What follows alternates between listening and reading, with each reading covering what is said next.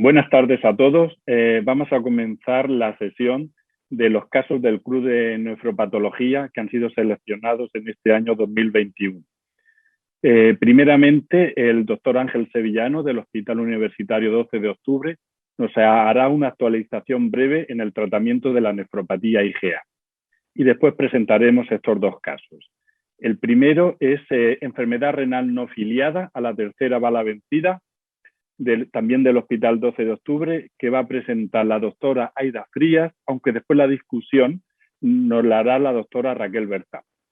Y el segundo caso es, el título es Nefropatía antimembrana basal IgA monoclonal como nueva expresión del mieloma múltiple, de la Fundación Jiménez Díaz, también de Madrid. En este caso, las doctoras que van a presentar y van a responder a las preguntas son la doctora Elena Gomá y María Díaz. Os animo a todos a que ya desde este momento podáis ir haciendo las preguntas que después le transmitiré a los ponentes. Muchas gracias. Comenzamos. Buenas tardes. Antes de comenzar, quería agradecer al comité organizador por haberme invitado a participar en esta sesión llamada Actualización del tratamiento de la nefropatía IgA. La primera pregunta que nos deberíamos hacer es por qué es importante que todo nefrólogo tenga unas lecciones básicas y no avanzadas en el tratamiento de esta enfermedad. Y las respuestas son dos. La primera es que esta entidad, aunque no es muy frecuente, sí es la glomerulopatía primaria más habitual en nuestro medio, con una prevalencia de 2,5 por cada 100.000 habitantes, de modo que lo más habitual o lo normal es que en nuestra práctica clínica antes o después acabemos encontrándonos con un paciente que la padezca. Por otro lado, al contrario de lo que pensábamos en el pasado, es un trastorno que tiene mala evolución clínica, ya que aproximadamente el 30% de los pacientes que la padecen acaban alcanzando la insuficiencia crónica terminal al final del seguimiento. Por estos dos motivos, las guías CADIGO de enfermedad glomerular, de las cuales se ha lanzado el último borrador en junio de 2020, siempre tienen un lugar reservado muy importante para este trastorno. En esta diapositiva, en la izquierda de sus pantallas, pueden ver las recomendaciones terapéuticas que se daban en las guías del 2012 para esta enfermedad, mientras que en la parte derecha tienen las recomendaciones que se dan en los borradores del 2020. Más allá de los cambios en el formato, existen pocas diferencias en las terapéuticas recomendadas, más allá de que sí que se deja abierta la puerta al uso de tosectomía en pacientes japoneses y al uso de microfolato con el fin de ahorrar esteroides en pacientes chinos. Podríamos pensar que esta ausencia de nuevos tratamientos en la enfermedad, o en las guías, mejor dicho, pues podría ser secundario a que no hay un interés científico en el trastorno, pero esto no es así, ya que como pueden observar en esta gráfica, en esta diapositiva, en los últimos 8 años que separan la edición de ambas guías se han publicado todos estos ensayos clínicos con nuevos tratamientos. Además, en el momento actual existen 40 ensayos clínicos en marcha y también se han publicado estudios observacionales de no tanto validez científica, pero también muy importantes para que progresemos en el conocimiento sobre las enfermedades. Y la pregunta sería entonces, ¿qué dificulta el encontrar un tratamiento que sea adecuado a la enfermedad? Las respuestas también son varias. La primera es que es un trastorno que no es muy frecuente, con lo cual no es fácil hacer ensayos clínicos y estudios observacionales muy grandes. Y además es un trastorno que evoluciona, por suerte para los pacientes, de forma más o menos lenta, de modo que a utilizar como outcome principal en los ensayos clínicos el alcanzar la insuficiencia crónica terminal, pues no es posible. Por suerte, y además hemos de tener en cuenta otra cosa, que es que en la nefrología el único marcador surrogado válido de enfermedad crónica terminal es la duplicación de la creatinina, que también es un evento que, o mejor dicho, que tampoco es un evento que aparezca de una forma rápida en pacientes con nefropatía IgA. En este trastorno, sin embargo, tenemos una ventaja, y es que desde hace años conocemos la gran importancia que tiene la proteinuria como factor pronóstico de la enfermedad. Por eso se han publicado también trabajos que demuestran que la reducción de la proteinuria se puede utilizar de una forma bastante válida como marcador surrogado de enfermedad renal crónica en este trastorno. Esta gran importancia de la proteinuria, no obstante, ha tenido un contratiempo, un hándicap, y es que ha hecho que la IgA sea una enfermedad eminentemente proteinurocéntrica. Es decir, miramos a la proteinuria para decidir qué paciente debemos de tratar y qué tipo de tratamiento debemos de darle. Y esto no siempre es bueno, ya que pacientes con IgA pueden tener proteinuria por causas diferentes al trastorno, tales como puede ser que sean diabéticos, que sean obesos, e incluso porque tengan un daño residual a la misma actividad de la enfermedad, pero en ese momento no esté activo. Por eso cada vez hay más autores que postulan la necesidad de utilizar otros parámetros para decidir qué paciente hemos de tratar en la práctica clínica y qué pacientes hemos de incluir en los ensayos clínicos. Así se recomienda a algunos autores que miremos otras cosas, como pueden ser los hallazgos histológicos, la presencia o no de hematuria, como factores muy importantes. El otro gran factor limitante para conocer el tratamiento de la enfermedad de la IgA es que esta enfermedad es muy heterogénea en su forma de presentación y que en los ensayos clínicos únicamente se están incluyendo pacientes que cumplen estos parámetros, que es que se presenten con forma típica de la enfermedad, con proteinuria de la función renal, y en ocasiones con hematuria. Y esto es un problema ya que las formas atípicas del trastorno, tales como el síndrome nefrótico, la hipertensión marina o el fracaso anal agudo, quedan huérfanas de ensayos clínicos.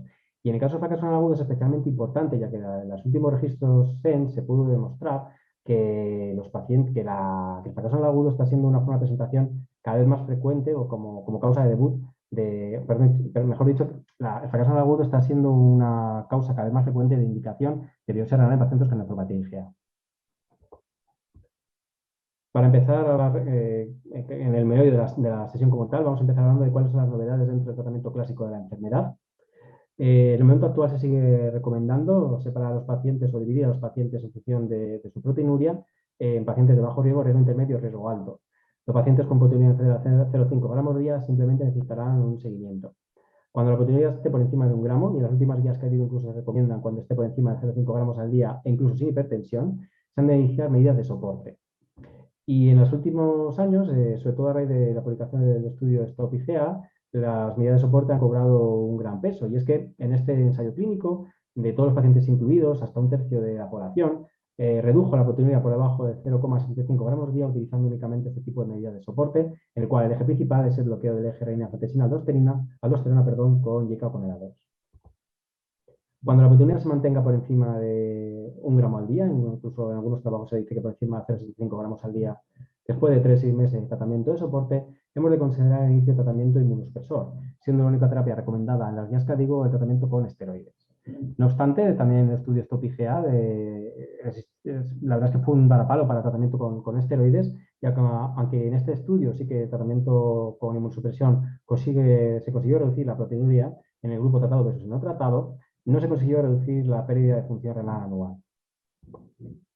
Además, se ha publicado en el año 2020 el estudio de seguimiento a 10 años del estudio Stop IgA, en el cual los pacientes tratados a largo plazo tampoco tienen beneficio respecto a los no tratados en cuanto a eventos renales. En contra del estudio Stop IgA y a favor de los esteroides tendríamos este estudio retrospectivo, que es un subanálisis del estudio VALIGA, en el cual enfermos tratados con esteroides tuvo una mejor evolución clínica que los no tratados. Aquellos que tenían un filtrado por encima de 50, esta diferencia no fue estadísticamente significativa, pero en aquellos pacientes con más insuficiencia renal, con filtrado por debajo de 50, sí que al final del seguimiento los pacientes tratados con esteroides tuvo una mejoría estadísticamente significativa de su evolución renal. También a favor de los esteroides tendríamos el estudio Testing, un trabajo en el cual se administraba metilprednisolona a dosis de 0,608 miligramos kilo día durante un periodo de 2 meses y luego se iniciaba una pauta descendente. En los pacientes tratados tuvo una mejor evolución clínica que el grupo placebo. Sin embargo, el trabajo se tuvo que detener de forma precoz, ya que en el grupo tratado con esteroides apareció un número de efectos adversos que fue claramente superior. Los autores del trabajo dicen que la causa por la cual se dan estos efectos adversos probablemente sean que se utilizan dosis altas de esteroides, razón por la cual está en marcha ya este estudio denominado Testing Low Dose Trial, en el cual van a utilizar prednisona a dosis más bajas que en el estudio inicial. Y además también a que no utilizaron profilaxis antibiótica, que sí que es una recomendación que las guías CADIGO deslizan en su borrador, que la utilización de esta profilaxis conceptiva en pacientes en los cuales veamos que puede estar indicado. En cuanto al micofalato, es un fármaco que tiene trabajos a favor y en contra de su utilidad. Es un fármaco muy controvertido, no recomendado en las guías CADIGO. Los últimos estudios publicados sobre este fármaco serían dos. Sería este publicado en 2017, en el cual un grupo de pacientes británicos tratados con micofalato se rebiopsiaron y en las nuevas biopsias se pudo encontrar una reducción de la proliferación endocapilar y de las semilunar fibrocelulares. Y este estudio, realizado en población asiática, en el cual se consiguió una evolución similar en pacientes tratados con dosis plena de esteroides y pacientes tratados con micofalato y dosis más bajitas de esteroides. Nosotros sí pensamos que el micofalato puede jugar un papel en la enfermedad. Estos son los datos de un trabajo no publicado realizado por el Puerta de Hierro, por nuestro centro y por un grupo argentino, del doctor Trimarchi, en el cual incluimos 25 pacientes que inicialmente tenían datos de mal pronóstico, pacientes que habían perdido mucho función renal en un año, con mucha proteinuria, para ser una IgA y con hematuria, y los cuales al final del seguimiento, tras haber iniciado en el periodo baseline tratamiento con esteroides y micofalato, se consiguió no solamente que dejaran de perder función renal, sino que incluso ganaran. Se consiguió una reducción importante de la proteinuria y también se redujo la hematuria. Por último, quería hablarles sobre los nuevos tratamientos de la nefropatía IgA, los tratamientos que están en el horno, se podría decir, que casi todos ellos están dirigidos a alguno de los 4 eventos que se reconocen como los más probablemente implicados en la aparición de la enfermedad, en la teoría de los 4 Hit de Suzuki. Este esquema de la teoría de los 4 Hit de Suzuki se puede modernizar añadiendo los puntos donde está implicado el complemento, que sabemos que va a ser importante en ellos. Y si a esto le sumamos que en algunos estudios en la práctica clínica se ha demostrado la importancia de la vía de activación de las vías de las leptinas y de la vía alterna de complemento como factor pronóstico de la enfermedad, pues parece normal que intentemos actuar sobre dicha vía del complemento para intentar mejorar la evolución de los pacientes que tengan una nefropatía IgA. En el momento actual existen 3 fármacos que bloquean el complemento que se han utilizado para la nefropatía IgA. Sería el iptacopan, que es un inhibidor de factor B que se administra de forma oral, el narsoplimab, un inhibidor de captoreas sobre la vía de las leptinas y que se administra de vía intravenosa, y el avacopan, que es un bloqueante de receptor de C5a. Con iptacopan y narsoplimab hay en el momento actual ensayos clínicos fase 3, después de resultados prometedores en ensayos clínicos fase 2, y el avacopan hay también un ensayo clínico fase 2 terminado y supongo que estará ya en marcha se estarán empezando a realizar un ensayo clínico fase 3. También se ha utilizado la budesonida, que es un esteroide oral que actuaría dando una vuelta de tuerca al tratamiento con este tipo de fármacos, con los esteroides, ya que esta budesonida es capaz de actuar a nivel local sobre las placas de Peyer, que es donde en el momento actual sabemos que se está produciendo por parte de las células plasmáticas ubicadas a este nivel la mayor parte de la IgA probablemente galactosilada, y es un fármaco que, aunque sí que se absorbe, tiene un primer paso hepático muy importante, de modo que se elimina prácticamente el 90% del fármaco de la sangre del paciente, y de este modo se conseguiría reducir de una forma drástica el número de efectos adversos asociados a los esteroides cuando administramos este tratamiento. Se ha realizado ya un ensayo clínico fase 2 en Mefigan utilizando budesonida con muy buenos resultados, con reducción de la proteinuria y un envejecimiento de la pérdida de función renal. Y en el momento actual existe un fase 3, un ensayo clínico fase 3, que está en marcha para intentar demostrar la utilidad y a ver si podemos comercializar este fármaco. Si vamos a un nivel más molecular, sabemos que la activación de las superfamilias del TNF, el BAFF, el APRIL y su receptor TACI, al igual que la tirosinquinasa, son fundamentales en la activación de las células plasmáticas por la vía T independiente. Por este motivo se ha postulado la utilización de fármacos que bloqueen dichas moléculas para intentar tratar la enfermedad. En el mundo actual sí que existe un ensayo clínico fase 2 con fosfatinib. Sin embargo, los ensayos clínicos no existe ninguna evidencia científica de la utilización del Vizimab para utilizar Vizimab y Ataticer, ya que únicamente se han hecho ensayos clínicos en pacientes con artritis reumatoide y lupus.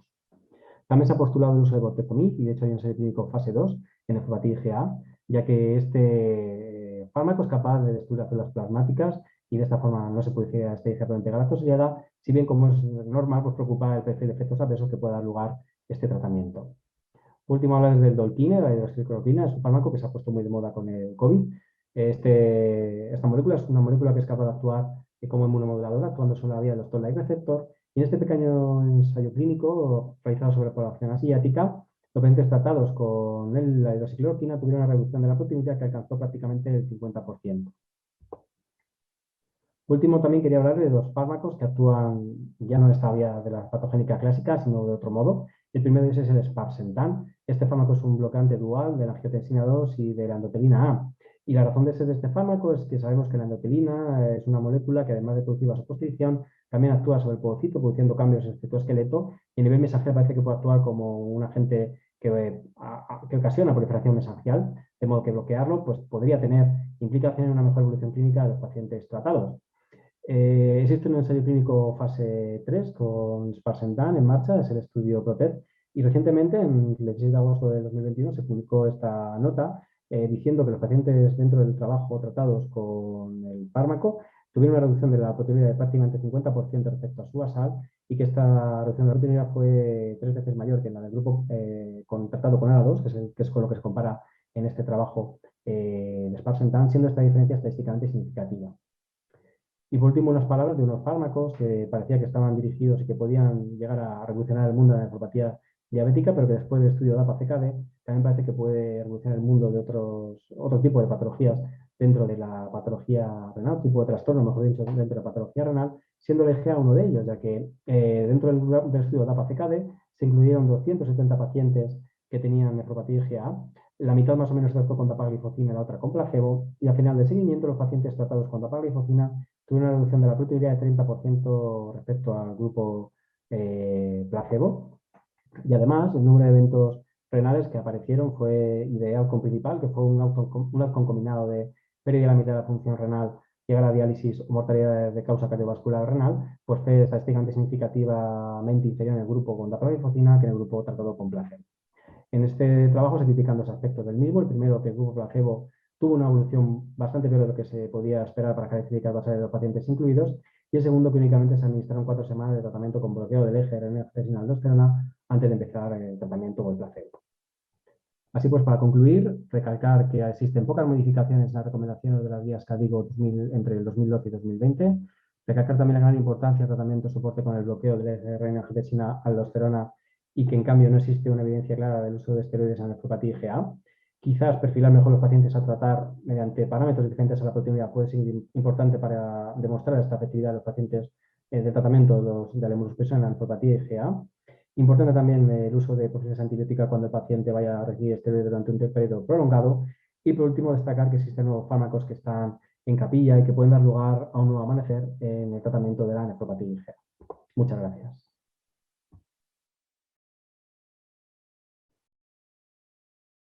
Buenas tardes, mi nombre es Aida Frías, soy del Hospital Universitario 12 de Octubre de Madrid y les traigo este caso titulado Enfermedad renal no filiada, a la tercera va la vencida.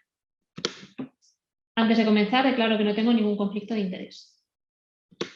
Y bueno, comenzamos. Se trata de una mujer de 67 años con antecedentes de hipertensión, dislipemia, un síndrome de Usher, que es una enfermedad de origen genético que cursa con hipoacusia y retinosis pigmentaria, y además con 2 hermanas con una insuficiencia renal de etiología no filiada.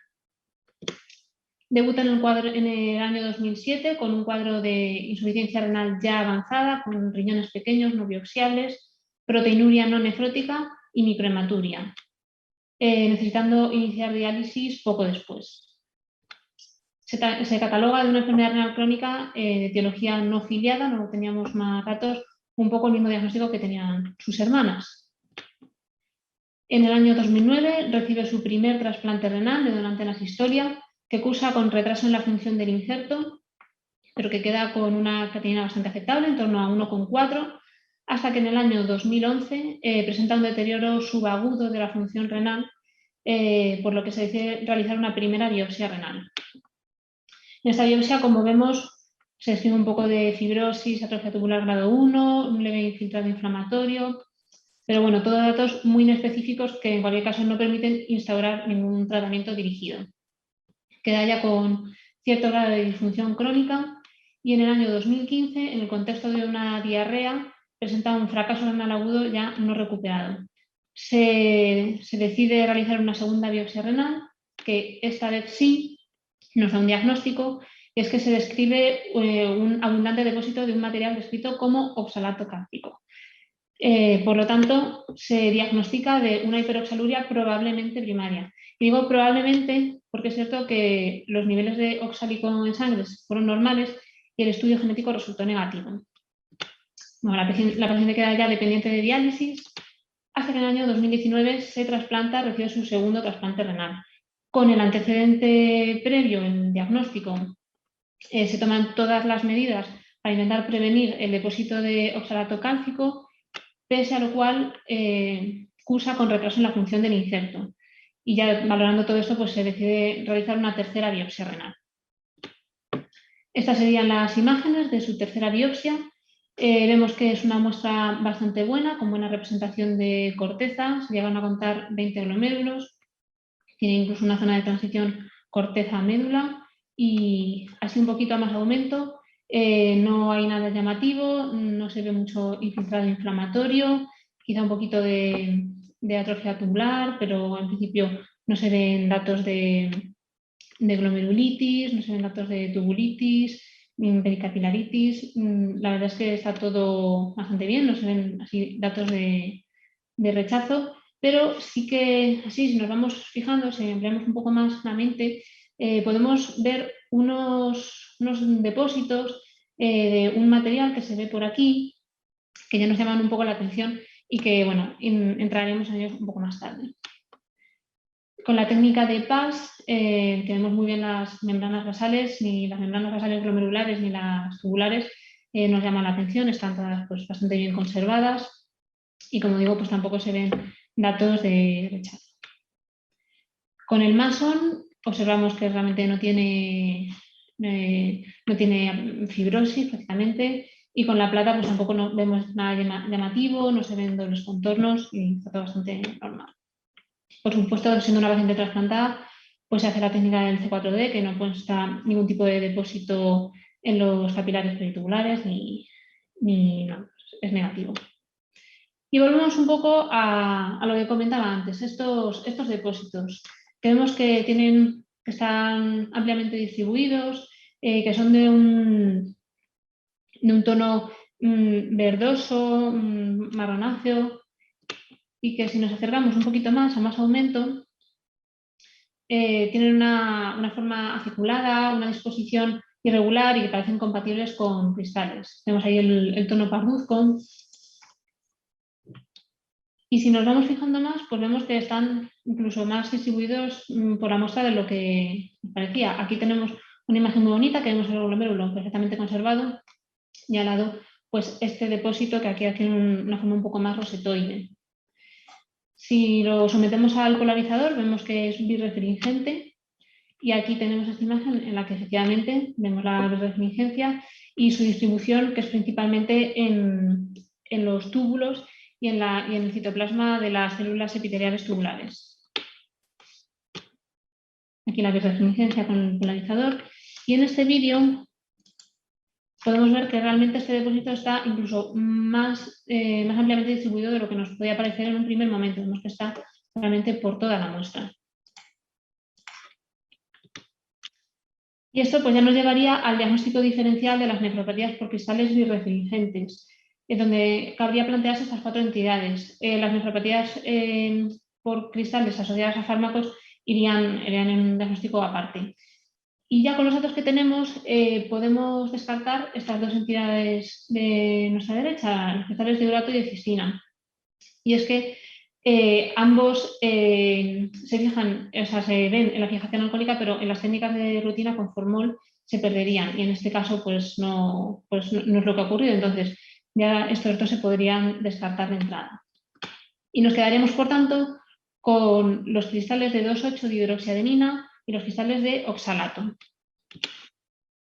que, como he dicho, ambos son birrefringentes y tienen varias características comunes. Aunque ambos son entidades poco frecuentes, sí que es cierto que los cristales de oxalato cálcico son mucho más frecuentes que los de 2,8-dihidroxiadenina. Comparten la birrefringencia, como hemos dicho, incluso de morfología serían muy parecidos, y la distribución pues también sería superponible en las luces de los túbulos y en el citoplasma de las células tubulares. Pero hay algo que los diferencia, y es que si nos vamos a la hematoxilina, el tono, las características sensoriales pues son distintas. Aquí veríamos unos cristales de oxalato cálcico que vemos que son de un tono amarillento, incluso transparentes, aunque serían birrefringentes, como hemos dicho. Y los de 2,8-dihidroxiadenina, por lo contrario, tendrían ese tono marrón parduzco, un poco verdoso, que serían distintos a los que hemos visto. Aunque se ve bastante bien con la hematoxilina, a veces la plata nos puede servir de ayuda, y es que estos cristales se tiñen de negro con la plata en su totalidad. Y bueno, hay quien dice que con el masón también nos puede orientar un poco, porque bueno, tendría este tono azul pálido, pero es cierto que esto tampoco sería específico de los cristales de 2,8-dihidroxiadenina. Nos puede indicar que hay un cristal por ahí, pero no nos daría tanto el diagnóstico. Volviendo a lo que decía de la plata, podemos ver aquí estos cristales que estaría la parte del cristal bien teñida, y sin embargo en unos de oxalato cálcico pues sería solamente la periferia, pero no el interior.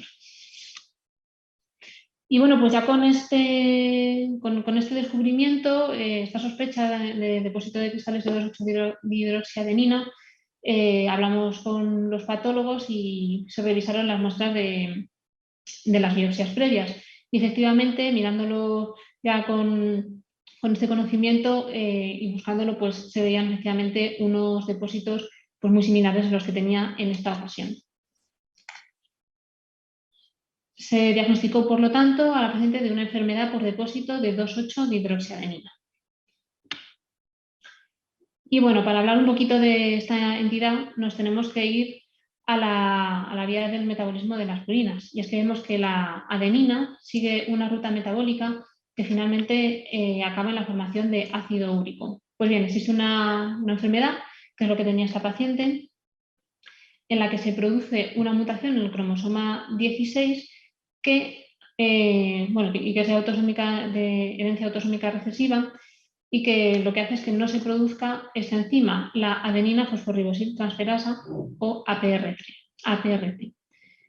Cuando falta esta enzima, la ruta metabólica se desvía hacia la formación de 2,8-dihidroxiadenina, el cual es un compuesto altamente insoluble en la orina y que puede producir nefrolitiasis o nefropatía por cristales. Estas serían las manifestaciones clínicas más frecuentes, pero un 10-20% de los pacientes se diagnostican ya con una enfermedad renal crónica en estadios terminales.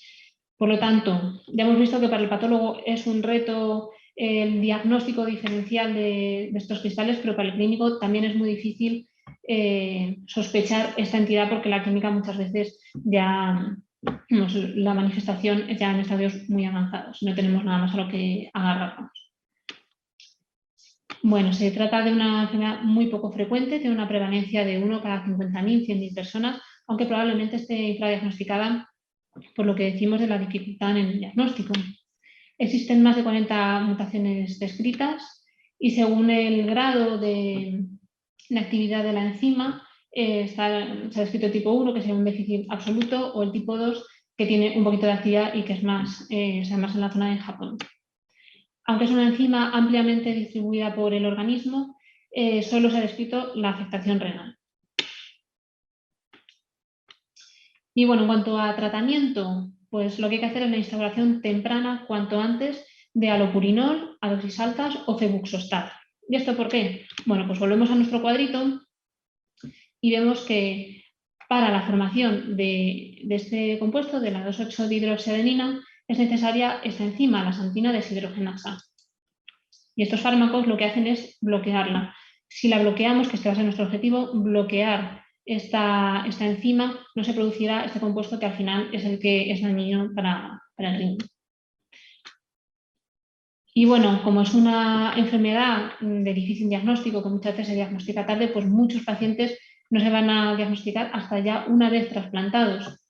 En trasplante, ¿cómo lo veremos? ¿Cómo podemos sospecharlo? Bueno, se ha visto que hay cristaluria en los pacientes con esta enfermedad trasplantados desde los primeros días post-trasplante.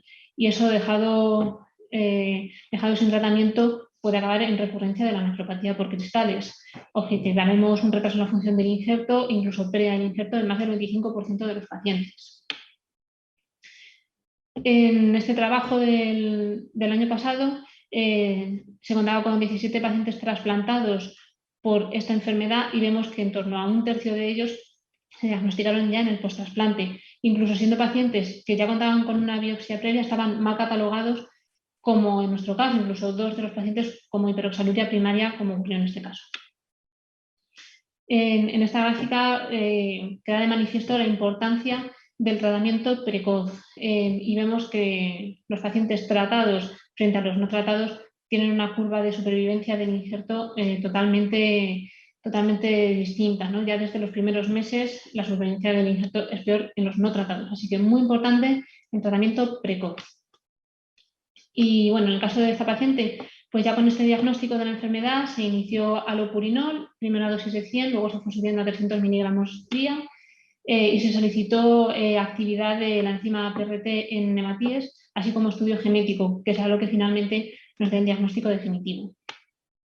A día de hoy la paciente está bien, con una creatinina estable en torno a 1,5 miligramos de cinitro. Y bueno, para terminar, recordemos que hemos mencionado al principio que esta paciente tenía 2 hermanas con una insuficiencia renal de etiología no ciliata.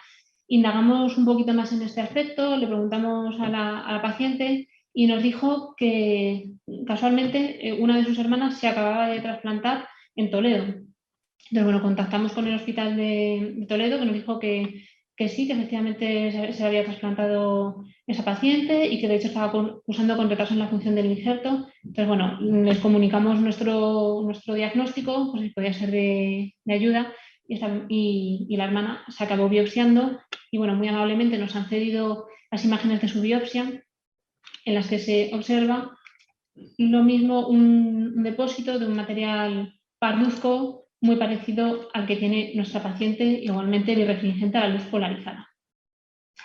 Así que, por lo tanto, se pudo diagnosticar a la paciente y también sus hermanas pues, tenían el mismo diagnóstico, ya que es una enfermedad genética. Bueno, pues como conclusiones, el déficit de adenina fosforibosiltransferasa es una enfermedad de origen genético que conlleva el depósito de 2,8-dihidroxiadenina. Muchas veces se diagnostica ya como una enfermedad renal avanzada.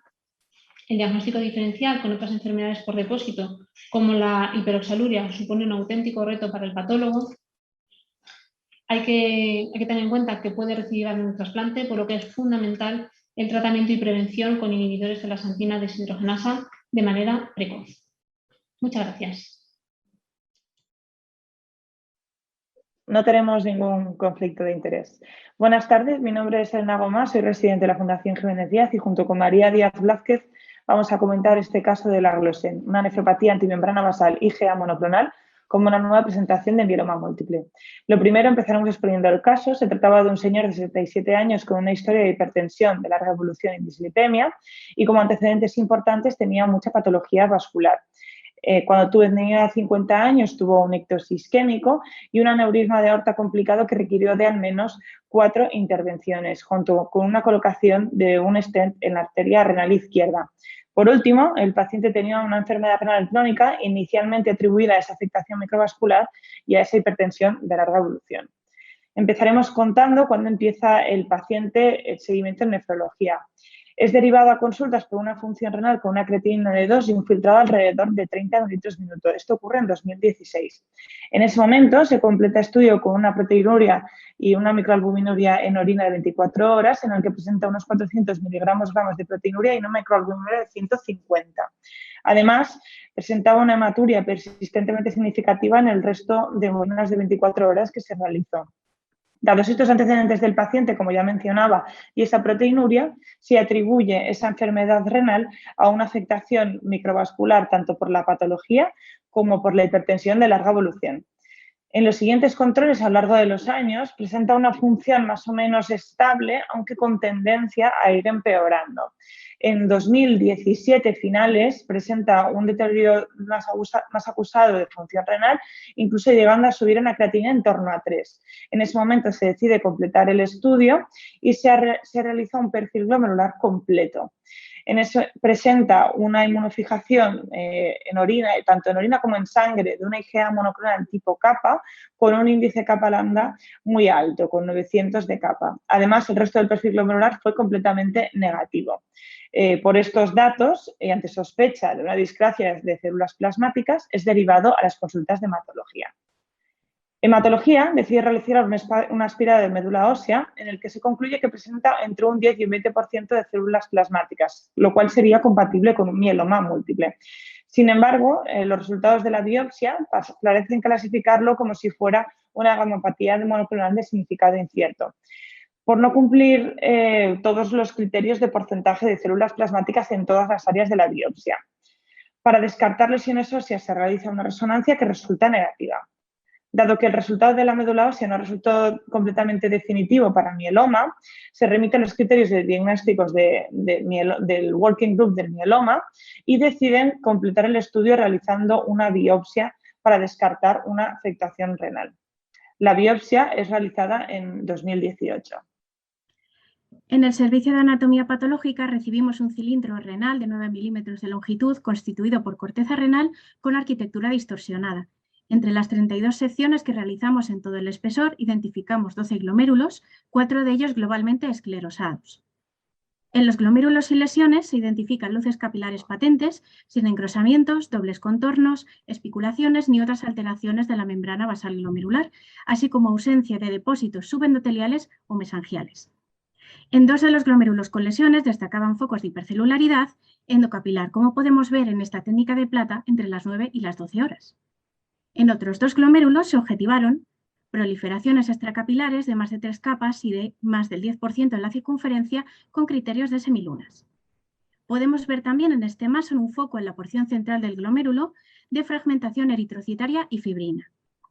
Como se puede apreciar en esta técnica de plata, la semiluna es aparente, además de un pequeño foco de una sinequia. El componente de túbulo intersticial apenas se encontraba alterado, con edema intersticial focal y presencia ocasional de eritrocitos en los túbulos, sin signos de daño tubular agudo y depósito focal de hemosiderina en los epitelios tubulares. En cuanto a los focos de atrofia y de fibrosis intersticial, fueron escasos, entre un 5 y un 10% del total de la muestra. Las estructuras vasculares incluidas mostraron solamente hiperplasia miointimal leve moderada. Los hallazgos dentro de la inmunofluorescencia directa fueron de negatividad para IgG, IgM, C3, un depósito inespecífico de C5b9 en las membranas tubulares y en glomérulos esclerosados, y negatividad para fibrinógeno. Lo que llamó la atención fue una positividad lineal, intensa, no granular para IgA, similar a la que encontramos en una IgG en una enfermedad antimembrana basal. También era llamativo que esta positividad era monoclonal, con positividad para kappa y negatividad para lambda. En conjunto, el diagnóstico fue de enfermedad antimembrana basal glomerular atípica mediada por IgA monoclonal kappa, con un patrón morfológico de glomerulonefritis proliferativa extracapilar focal.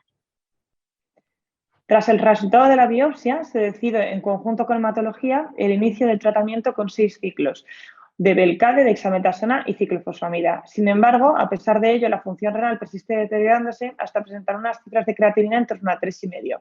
Como mantenimiento, el paciente recibió ciclo de Velcades cada 3 meses. Progresivamente, aún así, presenta un deterioro de función renal hasta iniciar a finales de 2020 seguimiento en las consultas de enfermedad renal crónica avanzada por un filtrado por debajo de 30. Tras la presentación de este caso, decidimos hacer una revisión de la entidad del síndrome de antimembrana basal. Primero comentaremos el típico, el conocido síndrome de Goodpasture. Este se caracteriza por un curso agresivo con una producción transitoria de anticuerpos que puede cursar con afectación pulmonar. En la biopsia suelen presentar un patrón de rápidamente progresiva con semilunas y un patrón lineal de inmunofluorescencia en la membrana basal glomerular y en ocasiones también en la membrana basal tubular. Los anticuerpos aislados son normalmente anticuerpos IgG1 o IgG4 dirigidos contra la cadena alfa 3 del colágeno 4. Estos normalmente se pueden ver tanto en suero por la técnica de ELISA o en la biopsia. En determinados casos también podemos encontrar anticuerpos dirigidos contra la cadena alfa o alfa 4 o la cadena alfa 5. En los espectros atípicos, lo más clásico es encontrar que los anticuerpos tanto en sangre como en suero son negativos. Revisando los casos descritos en la literatura de estos casos atípicos, encontramos esta revisión de Nasser en el que cuentan 20 casos. Lo más importante que se nos ocurrió aquí es qué realmente ellos consideran como una antimembrana basal atípica. Entonces, para definir lo que se trata de una antimembrana basal, lo primero es aislar este patrón en la biopsia, es decir, presentar un patrón lineal de inmunofluorescencia en la membrana basal glomerular. Además, para definirlo como atípico, tenemos que tener los anticuerpos en sangre por detección de ELISA negativos. Y lo que ellos describen es que estos 20 casos pueden presentar diferentes patrones en la microscopía óptica y que su curso es clínicamente distinto al típico. Cabe señalar que normalmente es un curso más progresivo, menos agresivo y que generalmente no tienen afectación pulmonar. Entre los 20 casos descritos, únicamente uno se trata de una antimembrana basal por IgA. En concreto, se trata de una monoclonalidad para lambda. En su descripción describen que de la totalidad de los antimembrana basal, pues un 90% tiene una presentación típica, que normalmente, como ya hemos comentado, suele ser una rápidamente progresiva, que puede tener afectación pulmonar y que la supervivencia al latio es bastante baja, de un 25%.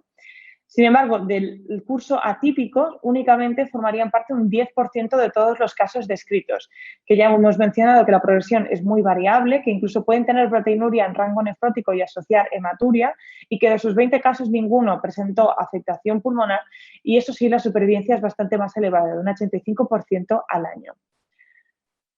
La pregunta siguiente fue, ¿cuántos casos más de antimembrana basal IgA monoclonal hay descritos en toda la literatura? Pues encontramos esta revisión de Moulis en la que cuentan un total de 9 casos. De todos ellos, solo 2 casos son con componente monoclonal. El primero, como podéis ver en esta descripción, es un caso de fervenza. En él, el paciente presenta, a pesar de que sea una IgA monoclonal, presenta un curso de síndrome de Wood-Pastur recurrente, incluso tras el trasplante, que termina en enfermedad renal crónica avanzada.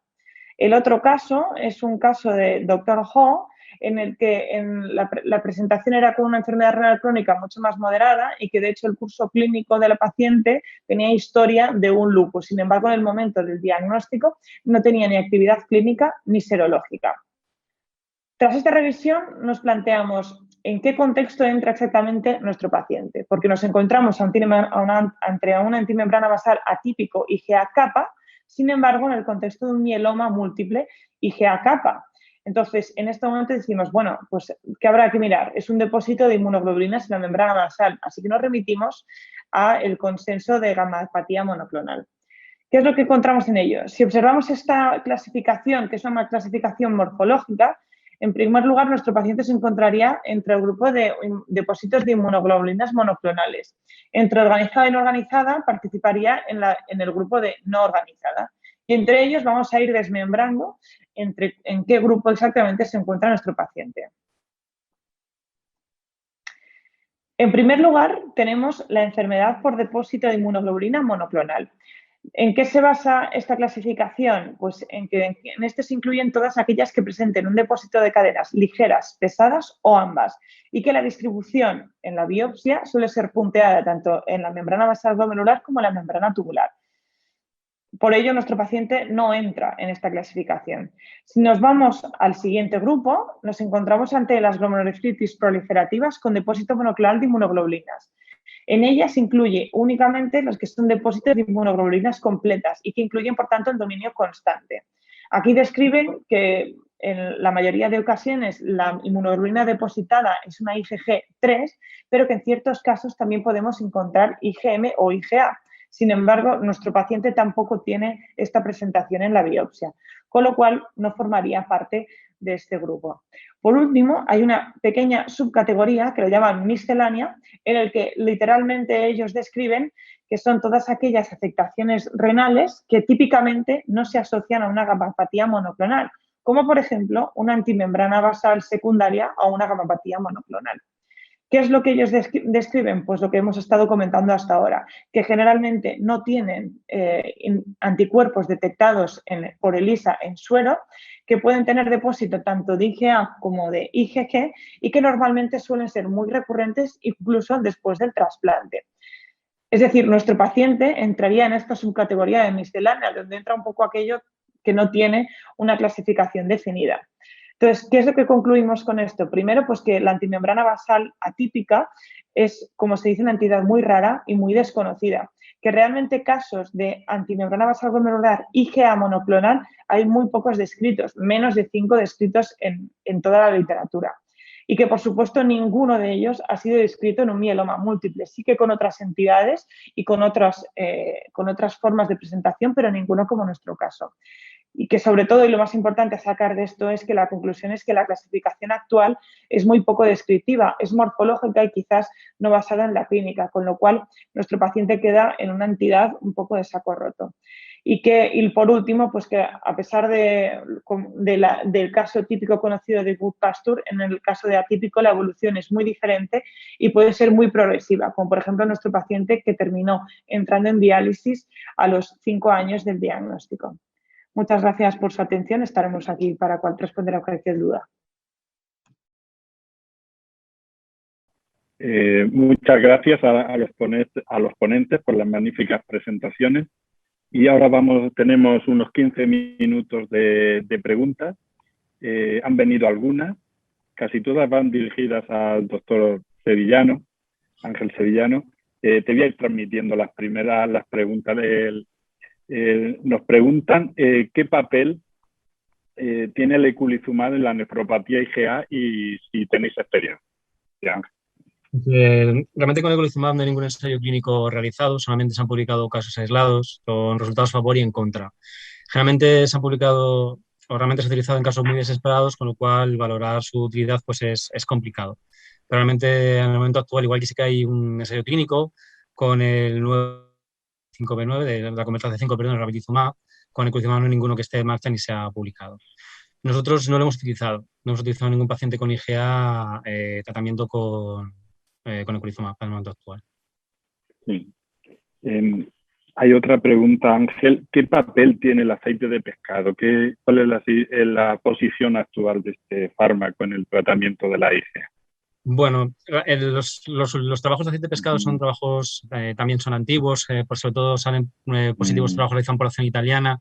Nosotros nunca lo hemos utilizado, en las guías tampoco hay un posicionamiento claro, o sea que yo desde luego no...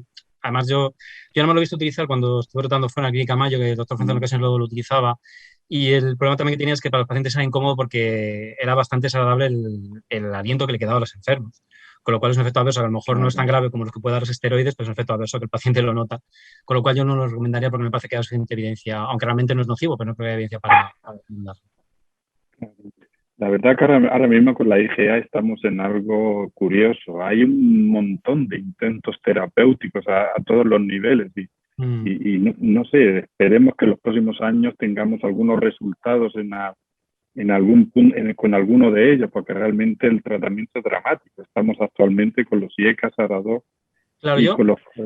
Yo, Mario, la primera parte de la sesión, lo que quería hacer hincapié, que lo más importante con la IgA es intentar perfilar bien el tratamiento que debemos dar a cada paciente de forma individual, que es una cosa que se dice mucho en medicina, pero en la IgA yo creo que es especialmente importante por la gran heterogeneidad de los pacientes en su forma de presentación, en su histología, con lo cual yo creo que incluso cuando tengamos ensayos clínicos fase 3 aceptados, habrá que seguir decidiendo qué paciente debe ser tratado con qué.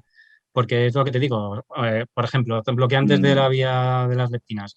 Tendremos que tener alguna demostración de que está activada esa vía de leptinas, pacientes que no tienen proteína que se necesitan. O sea que es una cosa que realmente lo complicado, además de tener unos resultados terapéuticos amplios, es saber cómo vamos a utilizarlo de forma adecuada en la IgA. Es lo complicado, yo creo. Claro, muy bien, Ángel. Vamos a seguir con los demás ponentes. Sí, por favor. Hay Sí. muchas preguntas para ti, pero ellas se merecen también. Faltaba más. Eso es. Muy bien. Vamos a ver. Para la doctora Raquel Bertal, que la verdad que ha sido un trabajo muy, muy bonito, muy, muy interesante.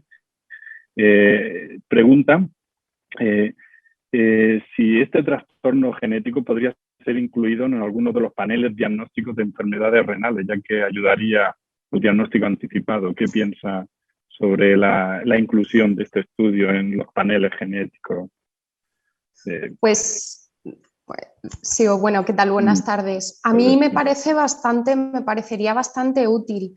Lo que pasa es que la incidencia de la enfermedad y el grado de sospecha siempre es tan bajo que tampoco se piensa mucho en ello, aunque ahora sí que se están empezando a desarrollar más estudios acerca de esto, y sí que no estaría mal, sobre todo en aquellos paneles renales en pacientes que cursen con nefropatías intersticiales crónicas, con nefropatías por cristales, por litiasis, sí que me parecería útil, la verdad, porque luego en el trasplante recurren y pueden causar grandes pérdidas en el injerto.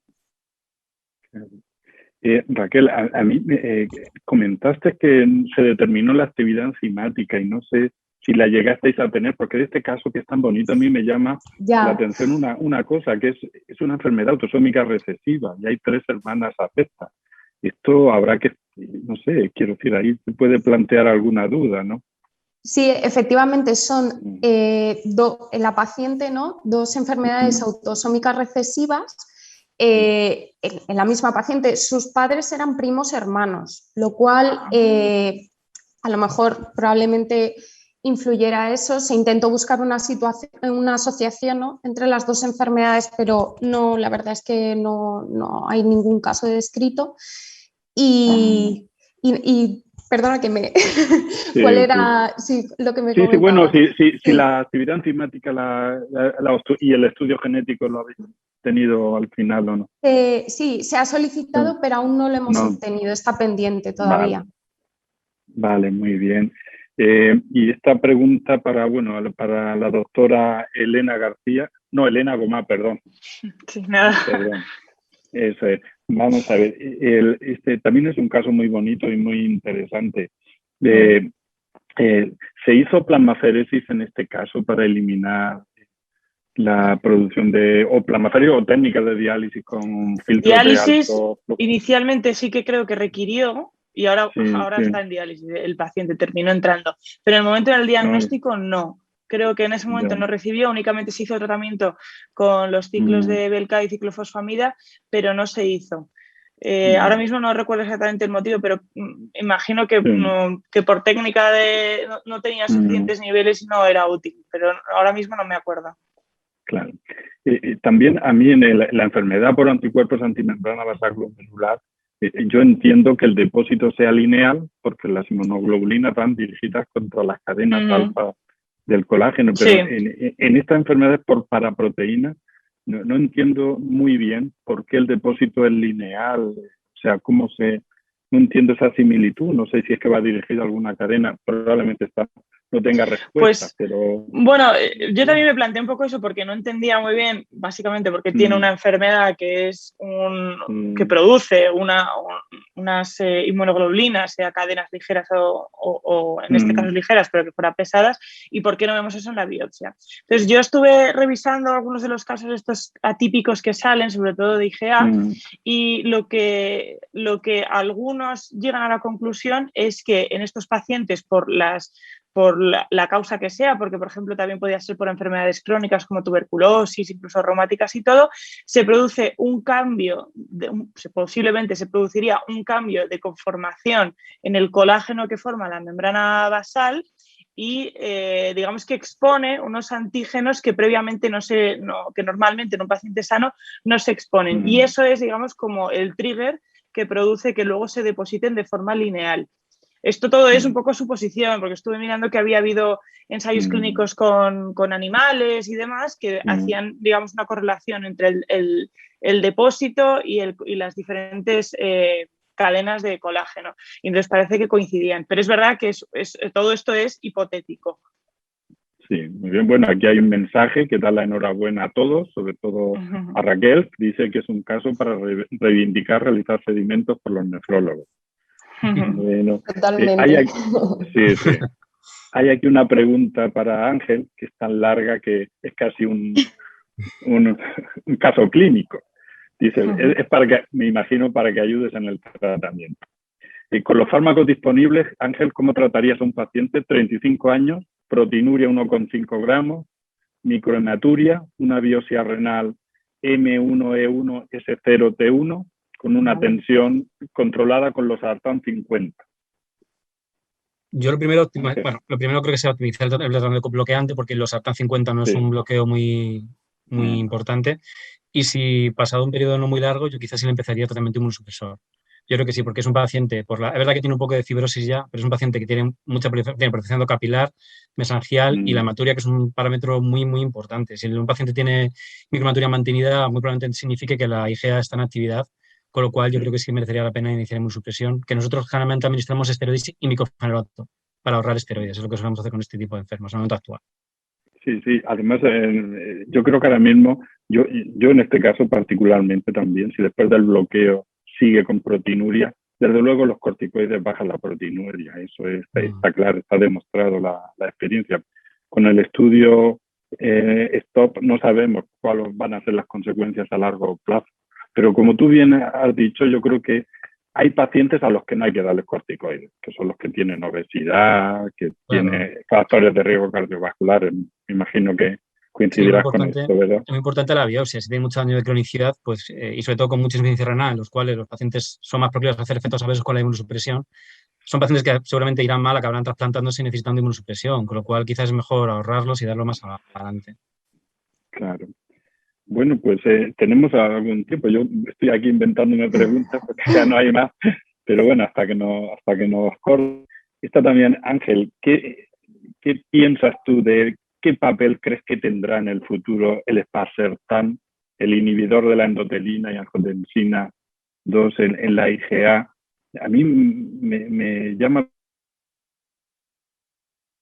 esclerosis segmentaria, que probablemente como los que tienen activación del complemento se traten con inhibidores, probablemente los que tengan lesiones de esclerosis segmentaria en IgA realmente sean los que se beneficien más de este tratamiento. No sé qué piensas, ¿no? Es que la endotelina realmente es probablemente un mediador proinflamatorio bastante potente. Entonces, realmente, este fármaco yo creo que posiblemente se pueda generalizar utilizando en otras enfermedades renales, incluso no mediadas por actividad autoinmune, sino cuando haya mucha inflamación, donde haya inflamación por diferentes caminos. Entonces, yo creo que en pacientes, desde luego, quizás pacientes que en los que no esté clara la indicación de inmunosupresión, pacientes con no mucha proteinuria, pacientes con no mucha hematuria, con no muchas lesiones de proliferación, quizás puede jugar un papel.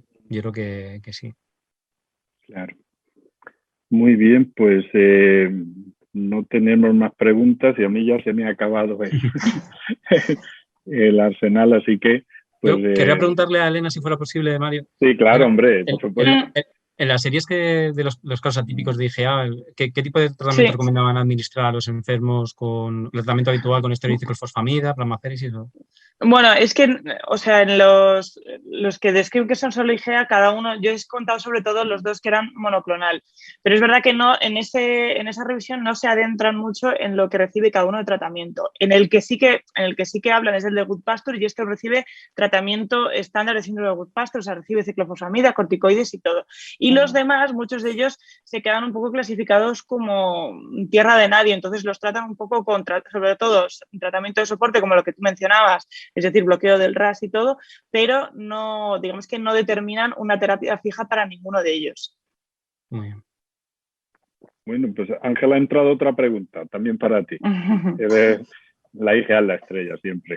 Bueno, Ángel, pregunta, ¿qué experiencia tenéis con los inhibidores de este GLT2 en la IgA? Pues estamos empezando a recoger la evolución de pacientes con diferentes glomerulopatías con tratamiento con ISGLT2. Yo tengo dos casos autoestados de forma anecdótica y realmente, siendo sincero, son pacientes que tratas un poco a la desesperada. Pacientes que le has puesto tratamiento habitual y no te viene a responder, con lo cual los resultados que voy a tener no van a ser buenos seguramente. Yo creo que habrá que esperar a ver hacer ensayos clínicos prospectivos únicamente en IgA y ver la eficacia de tratamiento, que probablemente también juega un papel junto con el bloqueo del eje en enfermos igual, que no tengan mucha proteína y mucha actividad inmunológica autoinmune. Claro. Bueno, pues estamos en tiempo. Muchísimas gracias a los tres por las magníficas presentaciones que habéis hecho, por el debate y por animar esta sesión. Muchas gracias. Damos por terminada esta sesión. Gracias a todos. Adiós. Muchas gracias. Buenas tardes. Buenas tardes.